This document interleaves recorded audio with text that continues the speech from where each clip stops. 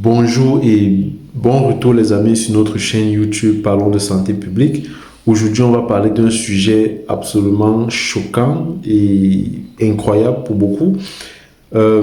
C'est un sujet vraiment qui est très surprenant lorsqu'on fait dans la santé publique, lorsqu'on pense que nos gouvernements, nos pays sont ceux qui doivent nous protéger. En effet, c'est une révélation choquante donc, de l'agence de presse Reuters qui va donner une information absolument choquante. J'en perds même les mots. Donc, il s'agit de la manipulation, de la désinformation qu'il y a eu pendant la COVID-19, pendant la pandémie de la COVID-19. Vous savez, il y a tellement de choses qui ont été dites pendant cette pandémie. Et aujourd'hui, on aura une révélation donc, assez choquante de l'agence de presse Reuters, qui est assez crédible. Alors, il s'agit de quoi? En fait, il s'agit d'une opération secrète anti-vaccination qui a été lancée par les États-Unis, par l'armée des États-Unis. Ok. Vous vous souvenez que pendant la période intense de coronavirus, on avait énormément de choses qui ressortaient des médias, les stratégies de prévention et de traitement de la maladie.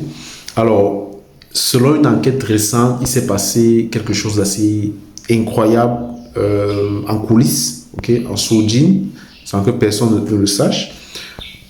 Alors, qu'est-ce que Reuters affirme? Ils affirment qu'on a découvert l'armée américaine qui a ou alors qui aurait lancé l'opération, une campagne secrète pour contrer l'influence de la Chine aux Philippines, un pays qui avait été durement touché par la pandémie. Vous savez que les Philippines faisaient partie des pays qui avaient été lourdement impactés par la pandémie à coronavirus. Il y a plusieurs pays, mais la Philippine était un pays qui avait ce poids de la maladie-là. Et la Chine avait donc une influence assez conséquente en Philippines parce que, étant donné qu'il y avait de la maladie, la Chine proposait donc des vaccins aux Philippiens.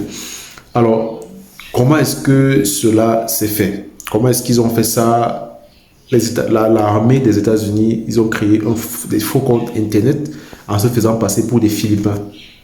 Donc, ils ont créé des faux comptes et ces comptes-là ont été utilisés pour lancer une campagne anti-vaccination, donc pour discréditer la Chine. Donc, imaginez, on va discréditer les masques, on va discréditer les kits de tests et surtout, on va discréditer le vaccin chinois qu'on appelle Sinovac, qui était donc disponible en Philippines, qui était proposé par la Chine en Philippines. Donc, c'était une campagne assez incroyable.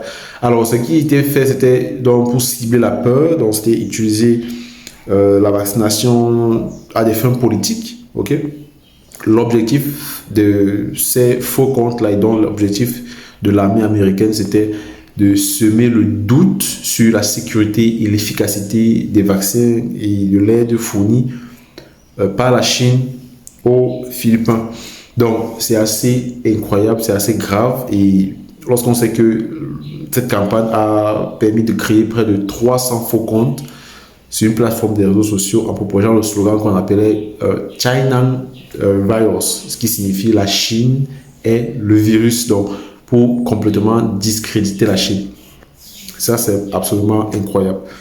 Et ça ne s'arrête pas là parce que la campagne ne s'est pas essentiellement étendue aux Philippines, ça s'est également répandu dans d'autres continents, l'Asie, le Moyen-Orient.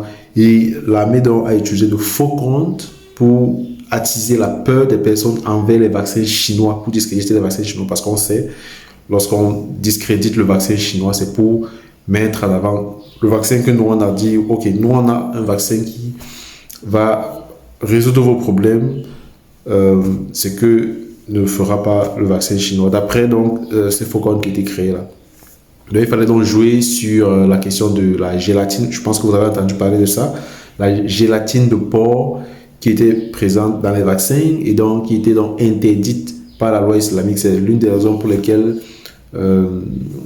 ceux qui pratiquent la religion islamique n'acceptent pas le vaccin parce que la gélatine de porc serait présente dans ces vaccins-là. Voilà les informations fausses qui étaient relayées par ces faux comptes qui avaient été créés à des fins de discréditer le vaccin chinois.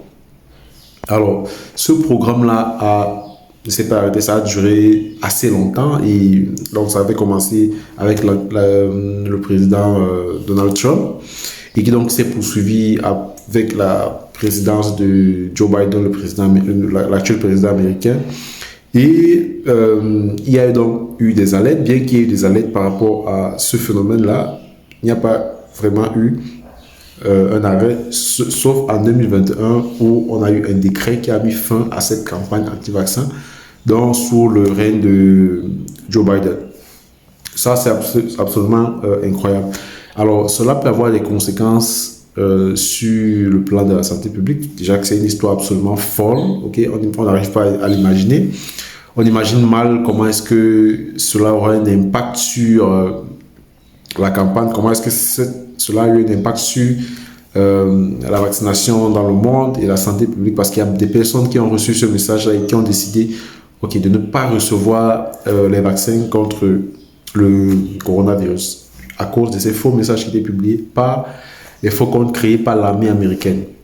Alors, ce qu'il faut comprendre ici, c'est que on voit le côté sombre de la manipulation, de la désinformation et comment est-ce qu'on peut utiliser la politique. Ok, on peut utiliser la santé publique à des fins politiques. Ok, lors des crises sanitaires, deux États vont se combattre. Ok, en utilisant la santé publique et donc la vaccination. Il faut retenir que la vaccination, c'est un outil crucial pour protéger la santé publique. Et lorsqu'on utilise ce genre d'opération, ça ne peut que saper la confiance envers les vaccins et les initiatives de santé publique. Je vous conseille de rester très vigilant, de vous informer auprès des sources fiables. Il y a des sites du ministère de la Santé publique du pays dans lequel vous vous trouvez. Voilà des sources que vous devez utiliser.